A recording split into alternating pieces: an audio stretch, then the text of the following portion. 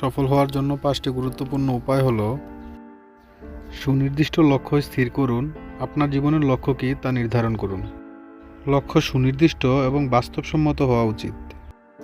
প্রতিদিন সেই লক্ষ্য অর্জনের জন্য ছোট ছোট পদক্ষেপ নিন। পরিকল্পনা এবং সময় ব্যবস্থাপনা। সফলতার জন্য সঠিক পরিকল্পনা অপরিহার্য। একটি কাজ করার সময় তার জন্য নির্ধারিত সময় ঠিক করুন এবং অগ্রাধিকার অনুযায়ী কাজ করুন। সময় নষ্ট করা এড়িয়ে চলুন। অবিরাম শিক্ষা ও উন্নতি। নিজের দক্ষতা বাড়ানোর জন্য সবসময় শেখার চেষ্টা করুন।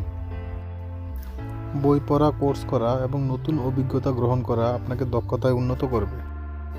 পরিশ্রম এবং ধৈর্য। সফলতা রাতারাতি আসে না। ধৈর্য ধরে কঠোর পরিশ্রম করুন এবং ব্যর্থতা থেকে শেখার মানসিকতা গড়ে তুলুন। সাহস এবং ইতিবাচক মনোভাব বজায় রাখা।